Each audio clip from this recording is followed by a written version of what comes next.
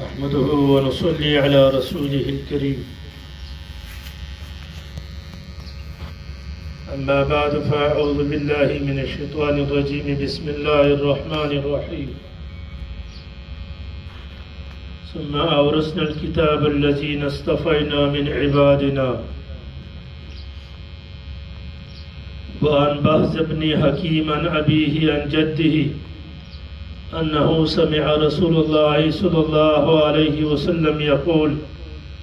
في قوله تعالى: كنتم خير أمة أخرجت للناس. قال: أنتم تتمون 70 أمة، أنتم خيرها وأكرمها على الله تعالى. رواه الترمذي وابن ماجه والدارمي. وقال الترمذي: هذا حديث حسن. إن الله وملائكته يصلون على النبي يا أيها الذين آمنوا صلوا عليه وسلموا تسليما. اللهم صل على سيدنا ومولانا محمد وعلى آل سيدنا ومولانا محمد وبارك وسلم. انشاءاللہ ختم مشکات شریف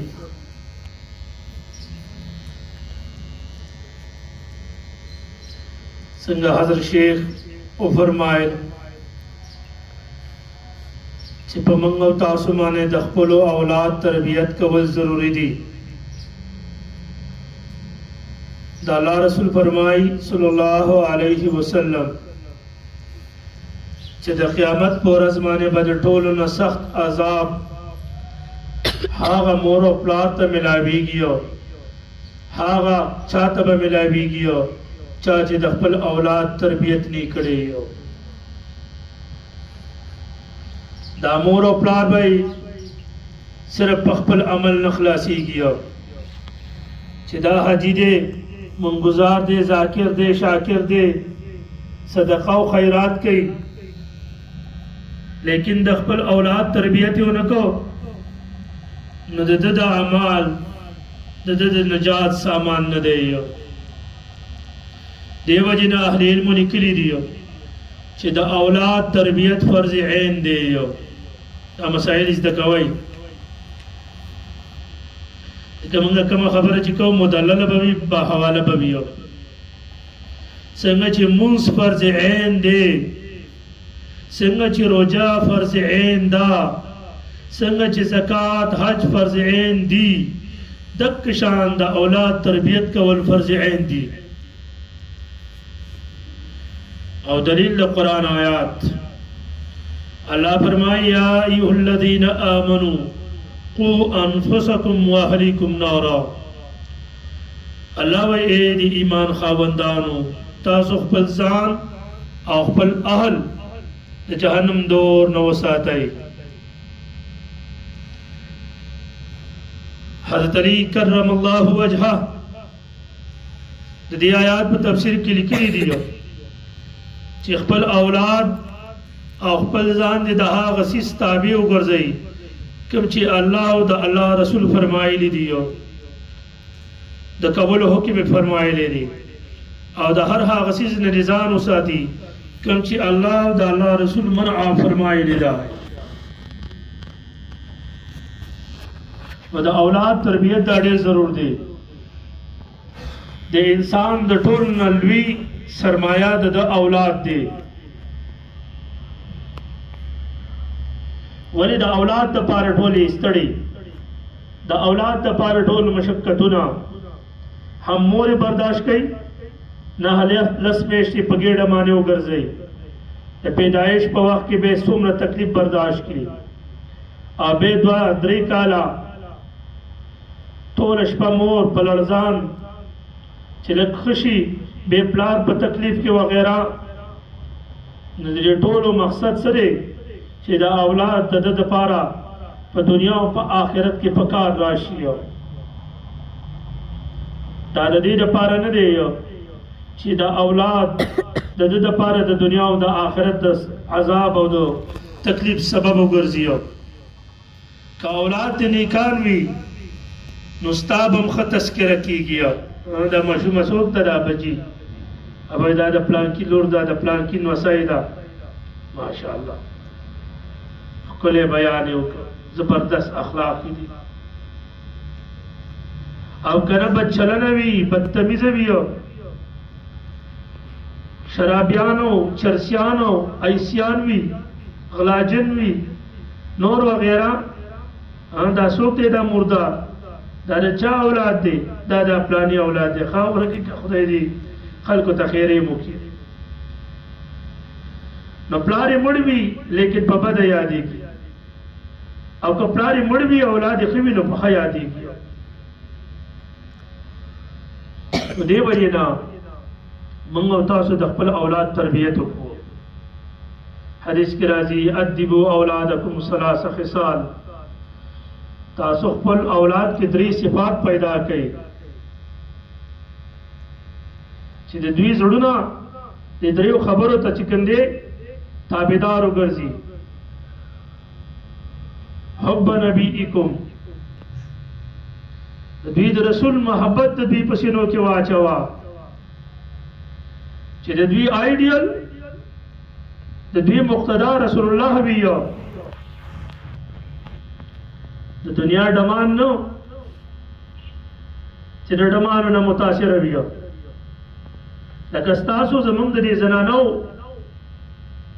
پیشوا او مقتدا څوک پکار دی؟ امهات المؤمنین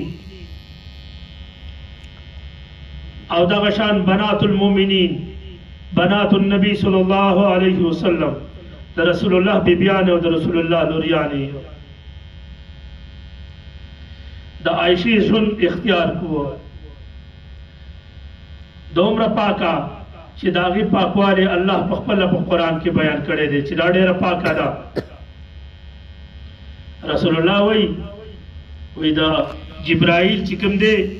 د ریخمو په کپړه کې د عایشې تصویر ما ته مخامخ کړ چې الله غواړي چې د دې نکاح تا سره وکړي.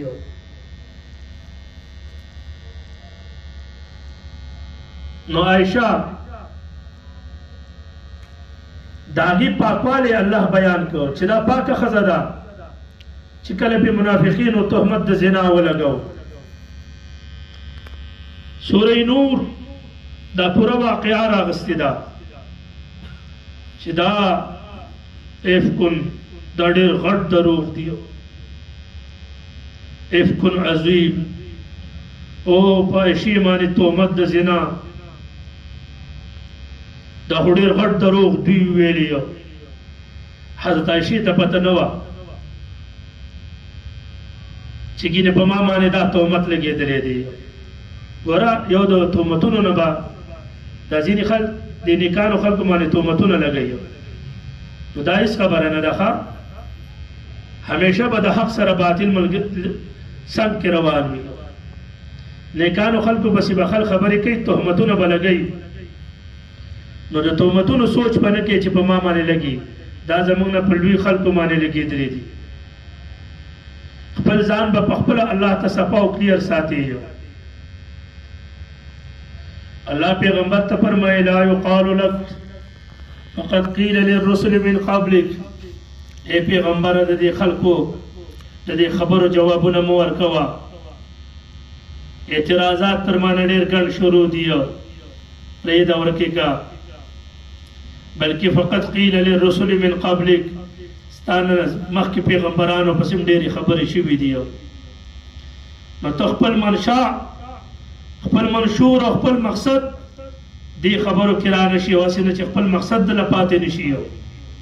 تعالی خو موږ یو لوی منصب او ذمهداري در کړې ده، ته په هغې کې ولګه. د دې خلکو د سپي په جوټه باندې سمندر نه جس کېږي نه، دا به لګیایي. د دوی دا تهمتونه، د دوی دا اعتراضات ستا هېڅ نقصان نشي کولی. نو بیا راولګي د پیغمبر په ښځه باندې د زنا تهمت ولګو. دا څومره غټه خبره ده. زنا تهمت لګول شریعت کې راځي چې یو سړي په خپلې ښځې باندې د زنا تهمت ولګاو چې بچه لنی دا بچی دی د چا نه راوړی دی لعان به کېږي دا باتې دوری والی کېږي چې تا ولې دا غلط الفاظ دې ښځې ته وویلي د ده دپاره حد په وخت جاري کېږي چې ځای کې لا بل څوک خو پرېږده نو په عایشې صدیقیه چې کله تهمت ولګېد رسول الله ته پته ولګېدله د دوی مور او پلار ام رومان ابوبکر ته پته ولګېدله ټول پریشانه صحابه ډېر پریشانه ډېر کرب او غم چې دا څه وایي او دومره لوی صحابي چې په هغه باندې دا تهمت حضرت عایشې ته پته نه وه رو رو بخل د دې نه جدا کېدل دا خپله واقعه په خپله لیکي د تفسیر کتابونو راغستې ده چې رو رو به خلکو زه پرېښودلم ما ته پته نه لګېدله چې څه چل شوی دی حالم چا نه ویلي نو یو ځل یې مونږه قضای حاجت دپاره ووتلو نو دغه وخت کې چونکې مستح هم په دې تهمت کې شامل و دا یو صحیح زبردست صحابي و نو دغه وخت کې هغه زنانه دې ته داسې الفاظ وویلي چې دا پوه شوله چې ښه داسې چل دی د الله رسول هغه مینه چې دې سره مخکې څنګه وه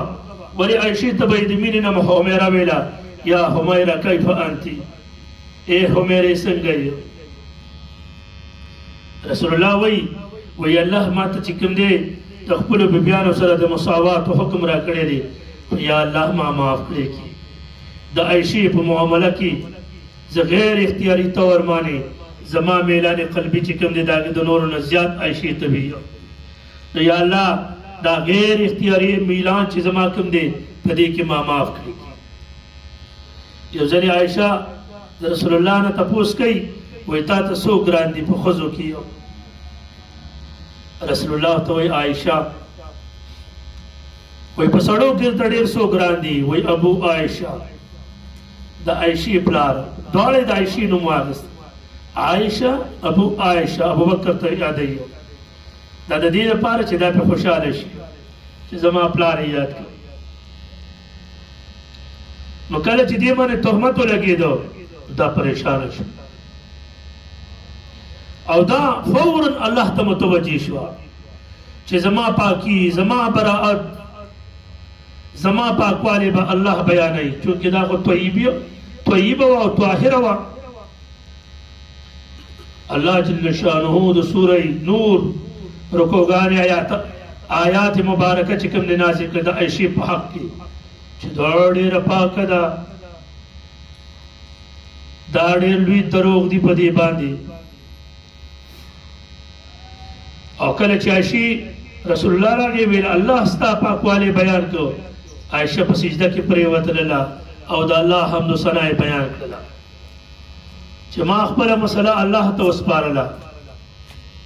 نو الله زما پاکوالی بیان کړو دې وجې نه عزتمندو مسلمانانو موږ او تاسو هم د عایشې او د رسول الله د نورو بیبیانو په شان د خپل ژوند اختیار کړو د الله د رسول بیبي لور فاطمه الزهرا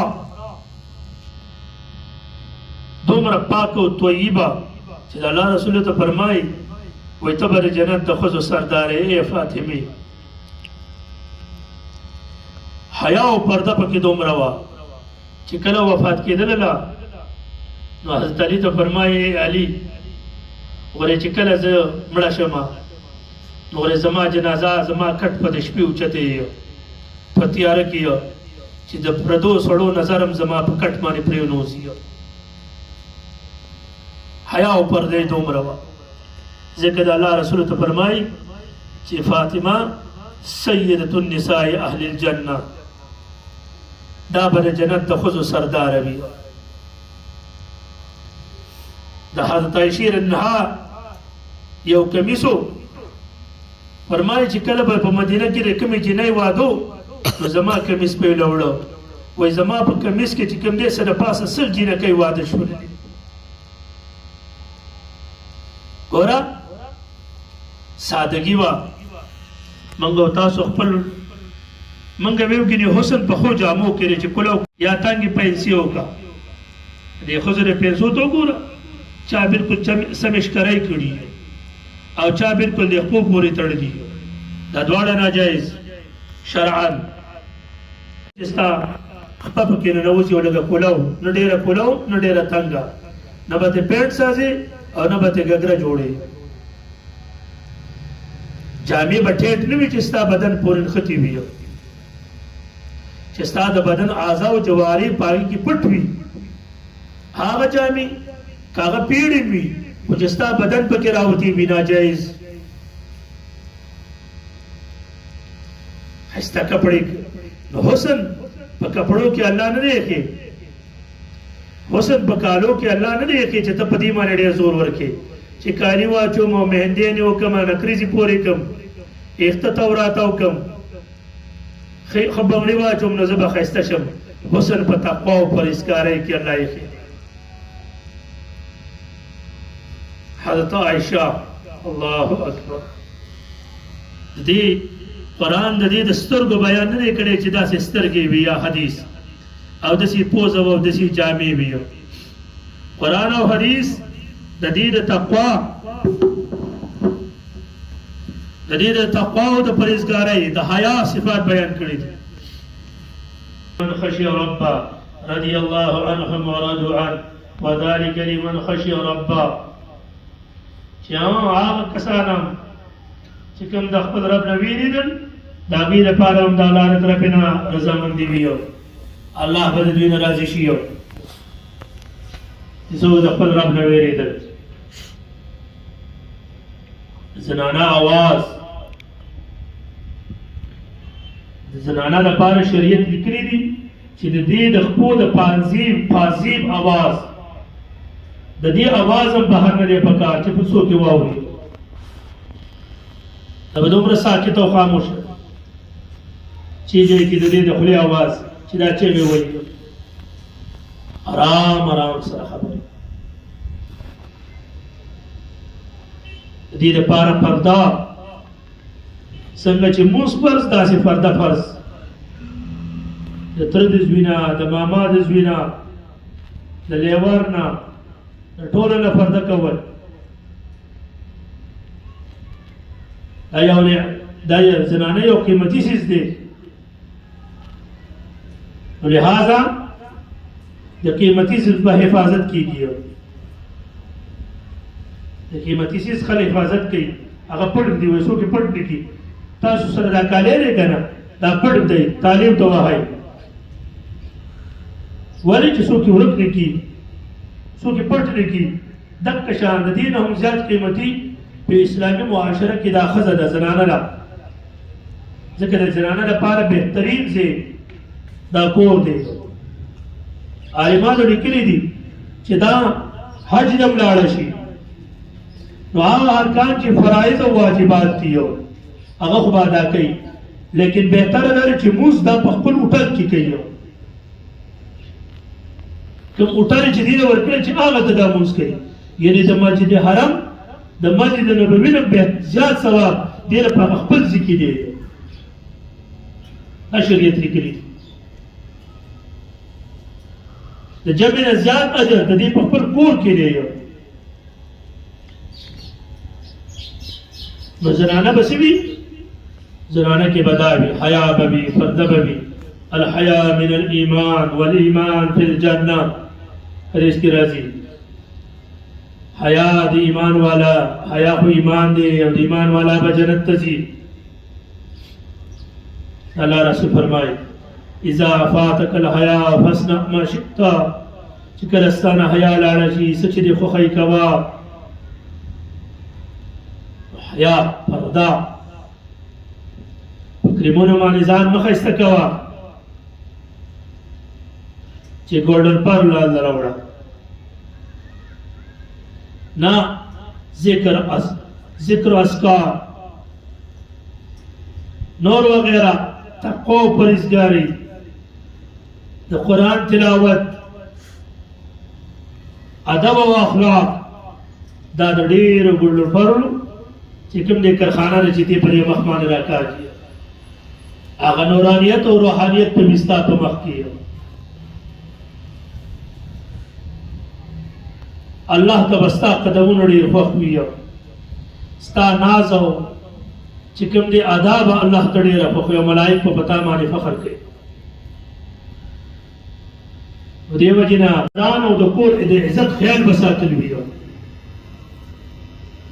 زمونږ دا پلاران او وروڼه موږ لا څومره منډې تړلې وای او خدای مکه دا د خپلو خپلوانو د کلیوالو په مخ کې رسوا او شرمنده شي دا څومره هلاکت دی د مور او پلار ته د بچي ته چې کوم دی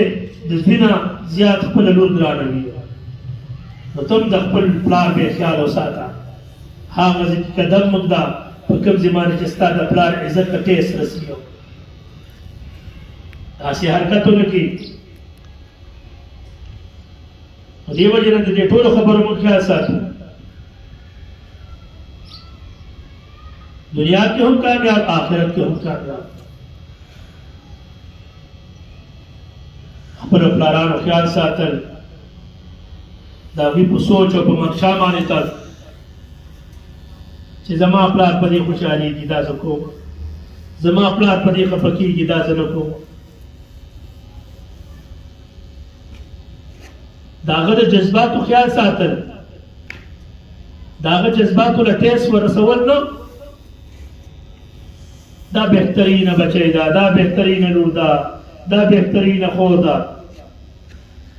هم د الله په نسبت عزت هم د رسول په نسبت عزت دې وجې نه موږ او تاسو د دې خبرې خیال ساتو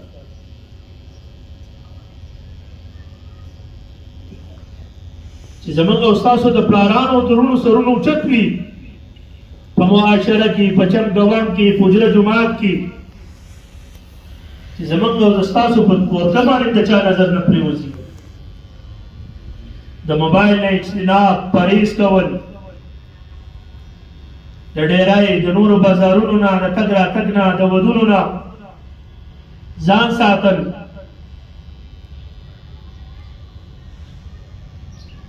د ټولو خبرو خیال ساتل دا لغویات دي دا عبثیات دي نو دې وجې نه زما عزتمندو موږ او تاسو دا سوچ عائشہ فرمائی وہی یو سپوږمۍ به راوختله بله سپوږمۍ به راوختله بله به راوختله وایي زموږ په کور کې به اور بل نه شو دومره فقر فاقه وه یو ځل د الله رسول الله ابو ایوب انصاري رضی الله عنه روټۍ کړې وه نو د غوښې ټوکړې راواخېستلې یو څو پوټې په روټۍ کېښودلې او ورته وایي دا فاطمې له یو سا وایي 3 ورځې وشوې چې د هغې خېټې ته څه ورغلي نه دي ولکې او تندې به وي زما نیکه د الله د رسول نه دا خبره واورېدله یقول چې د الله رسول فرمایله فی قوله تعالی د الله د دې قول مطابق متعلق کنتم خیر امه اخرجت للناس دا د قرآن آیات دی د قرآن تفسیر په 6 قسمه دی لومبې تفسیر القرآن بالقرآن د قرآن د یو آیات تفسیر په بل آیات سره مجمل راغلی وي بل چې کوم دی مفصل وي د هغې تفسیر بیان کړي چې دی اجمال دا مطلب دی یو شی باحادیث النبویه صلی الله علیه وسلم د قرآن تفسیر د رسول الله په احادیثو سره نو دلته د الله د دې قرآن د دې آیات تفسیر د الله رسول خپله بیانوي چې دې څه مطلب دی کنتم خیر امه تاسو بهترین امت یې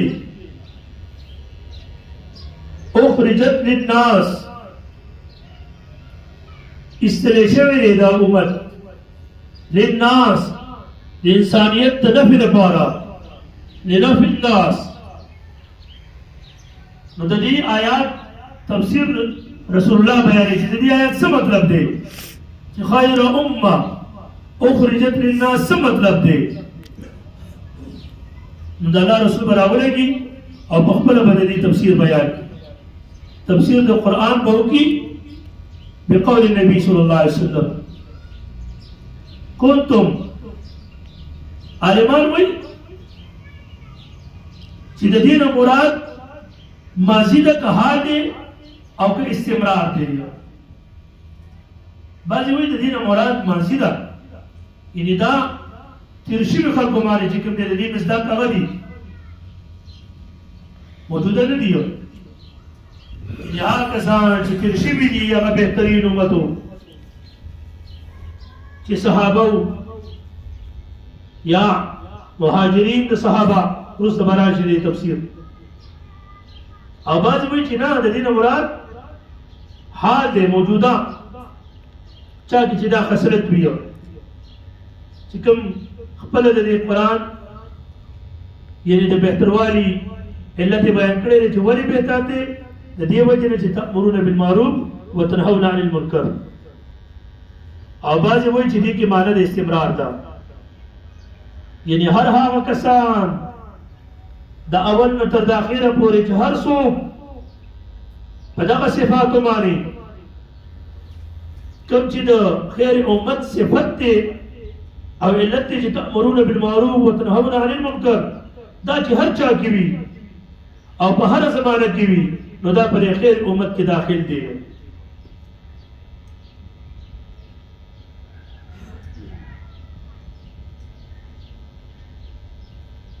بعضې وایي چې کنتم خیر امه یعنی کنتم كذلك ثابتین فی علم الله یعنی تاسو بهتر امت یې چې ثابت یې